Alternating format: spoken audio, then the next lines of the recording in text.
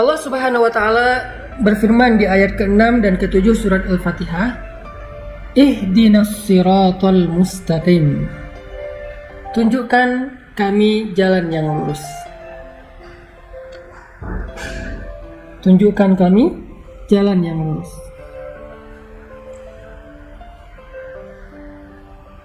Saya menyampaikan di pertemuan sebelumnya bahwa surat Al-Fatihah itu adalah Ummul Quran. Ibunya Al-Quran 30 juz. Sehingga apa yang ada di dalam Al-Quran dari Alif Lam Mim sampai surat An-Nas itu semuanya dikandung maknanya di dalam 7 ayat surat Al-Fatihah. Semuanya dikandung di dalam 7 ayat surat Al-Fatihah. Jadi dia 7 ayat tetapi ada di dalam sekian ribu ayat Al-Quran. Makanya disebut dengan Ummul Quran atau disebut juga dengan As-Sab'ul Mathani, 7 ayat yang diulang-ulang.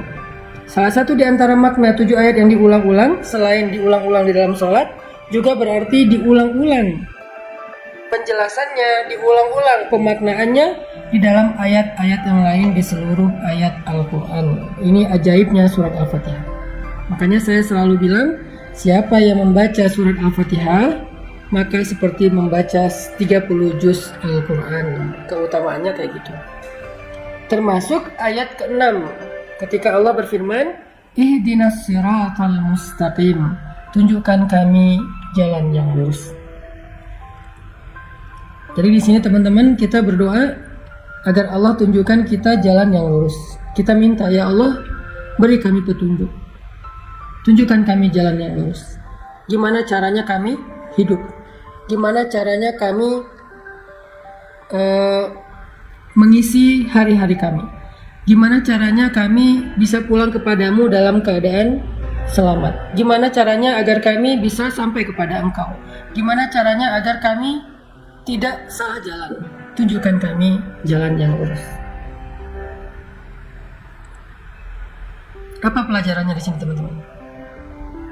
Ketika kita meminta kepada Allah untuk ditunjukkan jalan yang lurus, di sini tuh ada sebuah pengakuan kalau kita nggak tahu jalan. Di sini tuh ada sebuah kesadaran, self-awareness, kalau kita itu merasa bodoh. Kalau kita tuh merasa nggak tahu apa-apa, Allah lebih tahu, Allah lebih berilmu, Allah lebih maha mengerti, Allah lebih bijaksana. Kita tuh bodoh, awam, nggak tahu apa-apa. Di sini sebuah iktiraf, sebuah pengakuan. Sehingga kalau ada orang yang membaca ayat Ihdinas siratal mustaqim, tetapi dia merasa lebih tahu daripada Allah, berarti dia belum membaca Ihdinas siratal mustaqim. Apapun bidang ilmu yang kita kuasai, kita tuh bodoh teman-teman. Apapun keahlian kita, kita tuh awam. Jangan ketika kita diberikan sedikit ilmu oleh Allah, menjadi seorang saintis, menjadi seorang dokter ahli, menjadi seorang profesor, menjadi seorang konsultan dan seterusnya, kita merasa lebih tahu daripada Allah. Itu enggak ihdinas siratal mustaqim.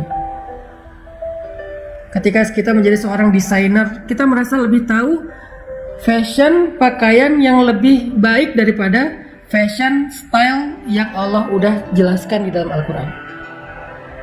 Itu enggak ihdinas siratal mustaqim. Orang yang benar membaca ihdinas siratal mustaqim itu ketika dia baca ihdinas siratal mustaqim, ya Allah tunjukkan kami jalan yang lurus, pada saat yang sama dia ngerasa bodoh. Dia ngerasa nggak tahu apa-apa. Dia ngerasa nggak ngerti apa-apa. Dan dia jujur minta petunjuk dari Allah, yang kalau Allah beri petunjuk dia akan ikuti. Itu baru benar membaca Al-Fatihah. Itu baru benar membaca ihdinas siratal mustaqim. Tapi kalau dia baca ihdinas siratal mustaqim, ya Allah tunjukkan saya jalan yang lurus, lalu Allah tunjukkan jalannya tentang masalah finansial. Bisa jadi kita seorang konsultan finansial. Bisa jadi kita seorang ahli ekonomi. Bisa jadi kita seorang bankir. Bisa jadi kita seorang misalnya trader yang main saham dan seterusnya.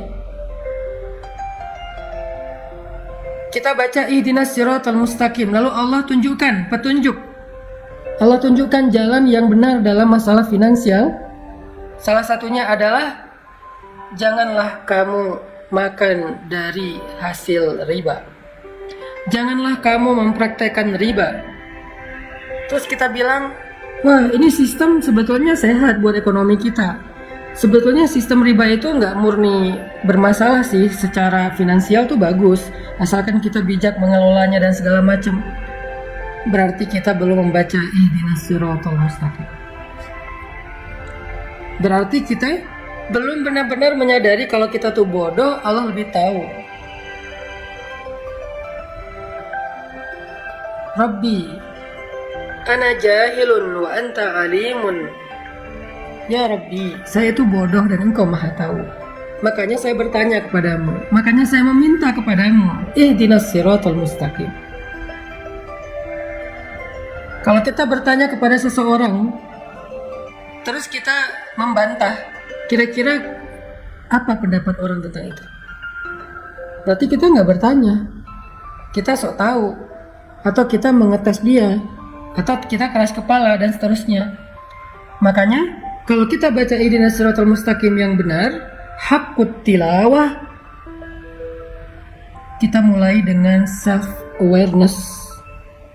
Kita mulai dengan kesadaran tau'iyah, wa'yun nafs, kesadaran diri. Kita mulai dengan i'tiraf, pengakuan bahwa kita bodoh, Allah maha bijaksana, Allah maha tahu. Makanya kita minta kepada Allah. Makanya kita bertanya kepada Allah. Makanya kita memohon kepada Allah, ihdinas siratal mustaqim. Ya Allah, tunjukkan kami jalan yang lurus.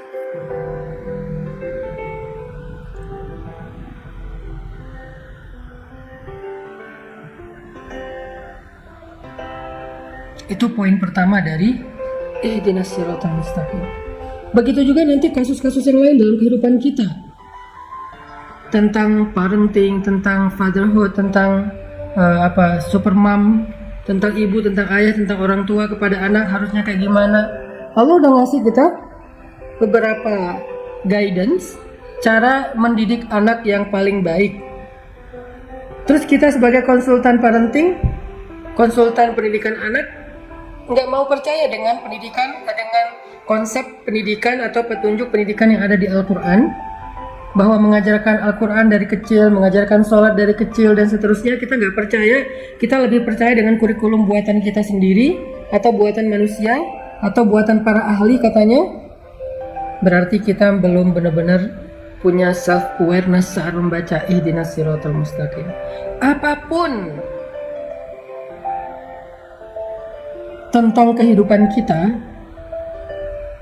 Allah lebih mengerti daripada kita. Para psikiater, para psikolog, ketika mendapatkan seorang pasien, seorang klien yang punya penyakit mental illness, sakit mentalnya, lalu Allah Subhanahu wa Ta'ala memberikan solusi di dalam Al-Quran, yaitu dengan memperbanyak salat, sedekah, dan zikir. Di dalam surat Al-Ma'arij, manusia itu halu'a, jazu'a, manu'a, labil intinya, illal musallin, kecuali orang yang sholat dan dawam dengan sholatnya. Artinya memperbanyak sholat sunnah, ada terapi ibadah. Dia nggak mau menyarankan terapi spiritual karena dia nggak percaya dengan spiritual healing. Dia lebih percaya dengan psikologinya, dan psikologinya berasal dari Sigmund Freud, bukan berasal dari Al-Quran. Bahkan kadang-kadang bertabrakan teorinya. Berarti dia belum membaca ihdinas siratal mustaqim. Dia merasa lebih tahu daripada Allah. Padahal Allah bilang, wallahu ya'lamu wa antum la ta'lamun. Allah lebih tahu dan kalian tidak tahu. Huwa a'lamu bikum id ansha'akum minal ard wa id antum ajinnatun fi butuni ummahatikum. Dia lebih tahu daripada kalian sejak kalian diciptakan dari tanah, atau kalian masih janin di dalam perut ibu-ibu kalian. La tuzakku anfusakum. Jangan merasa sok tahu, merasa udah paling pintar, kata Allah.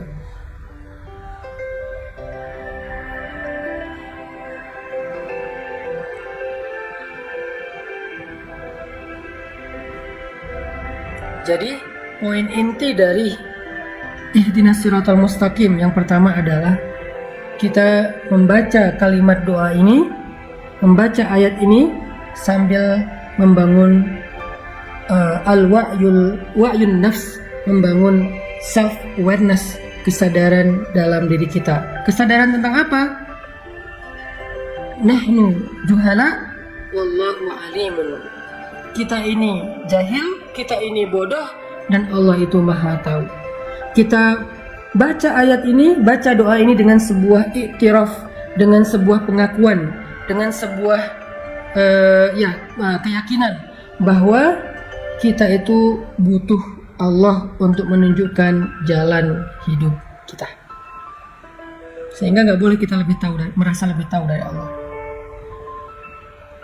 Baik masalah pribadi kita dalam hidup, maupun masalah keluarga, atau masalah sosial, masalah bangsa, masalah politik, masalah ekonomi, masalah dagang, masalah sains, apapun, dari yang paling kecil sampai yang paling besar, kita merasa diri kita bodoh dan Allah itu yang maha tahu. Kita merasa diri kita itu awam dan Allah maha bijaksana, sehingga kita meminta dengan sungguh-sungguh dan tulus, ihdinas siratal mustaqim.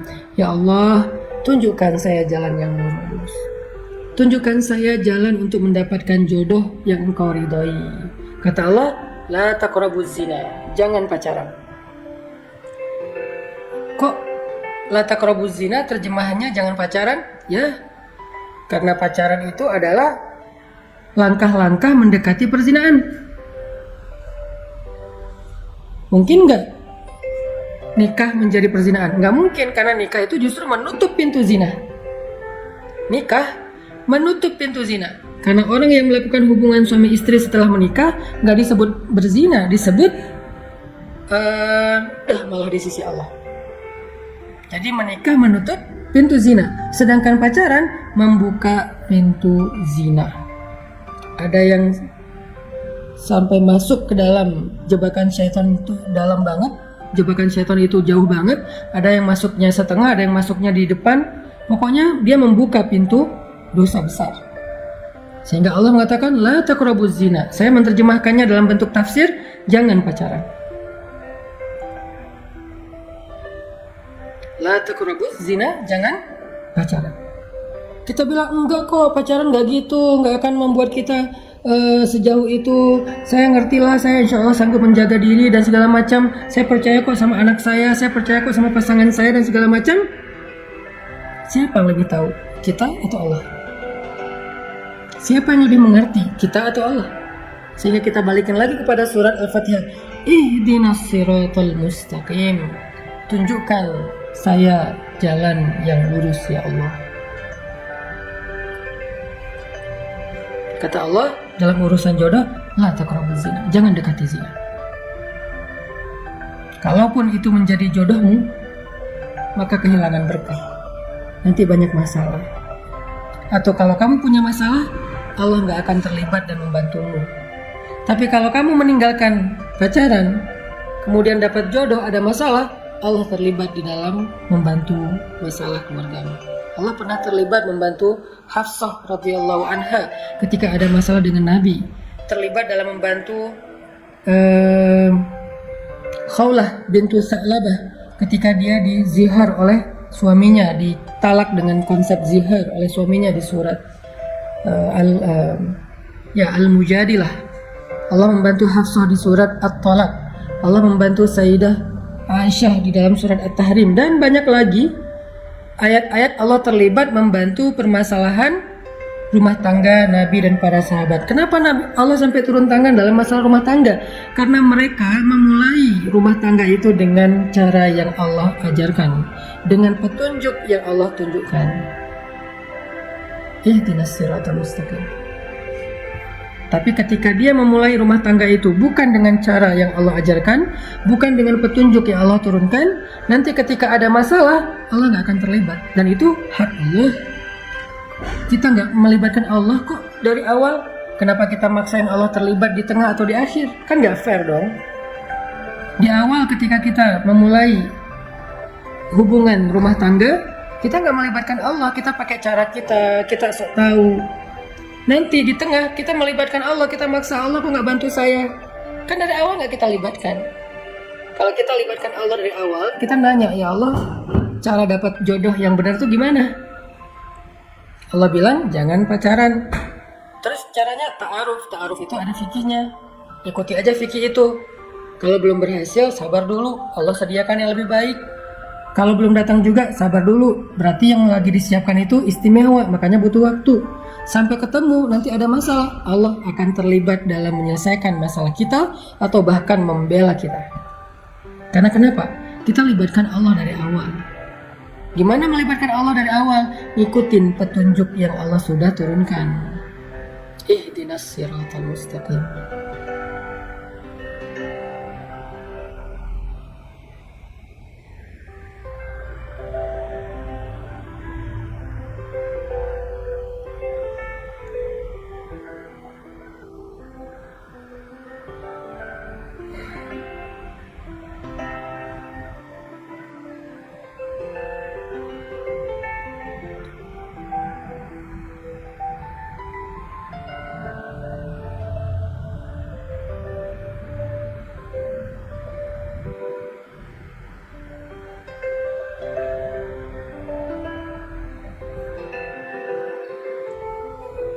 Itu poin pertama teman-teman, tentang ihdinas siratal mustaqim, adalah i'tiraf dan wa'yun nafs. Ada pengakuan dan ada kesadaran diri. Jadi kita tuh harus tahu diri ketika baca ihdinas siratal mustaqim.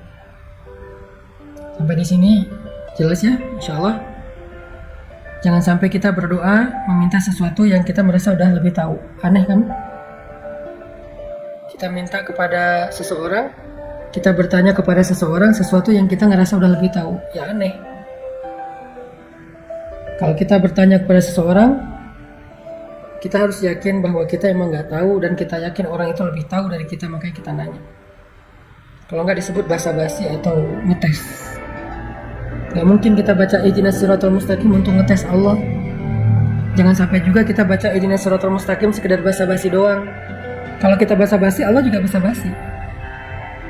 Kita minta petunjuk Allah, basa-basi, Allah kan tahu isi hati kita. Bahwa kita merasa lebih tahu dari Allah dan tidak percaya dengan omongan Allah. Nanti Allah juga akan basa-basi loh sama kita. Basa-basi bantuin kita, basa-basi ngeijabah doa kita, basa-basi memperlakukan kita. Nauzubillah. Jangan basa-basi sama Allah. Jujur aja, karena Allah lebih tahu isi hati kita. Pas kita berdoa ihdinas siratal mustaqim, jujur aja di dalam hati kalau kita itu emang nggak tahu dan kita percaya Allah lebih tahu. Dan kita percaya nggak ada yang lebih tahu daripada Allah. Sehingga apapun yang Allah akan tunjukkan kepada kita, semua benar, nggak ada yang salah. Karena kita yakin Allah lebih tahu dan berarti benar. Apa yang Allah akan ngomong kepada kita benar. Allah tunjukkan saya cara mencari rezeki yang halal. Allah bilang gini. Ya Allah tunjukkan saya cara berpakaian yang terhormat. Allah bilang gini, tutuplah auratmu, julurkanlah jilbabmu, tundukkanlah pandanganmu, dan seterusnya. Itu benar. Ya Allah tunjukkan saya cara misalnya mendidik anak yang benar. Allah bilang begini, ajarkan dia sholat, jaga dia dari api neraka. Itu yang paling benar. Jadi ketika kita minta petunjuk Allah itu bukan cuman ihdinas siratal mustaqim tanpa alasan, tanpa makna yang jelas, harus jelas.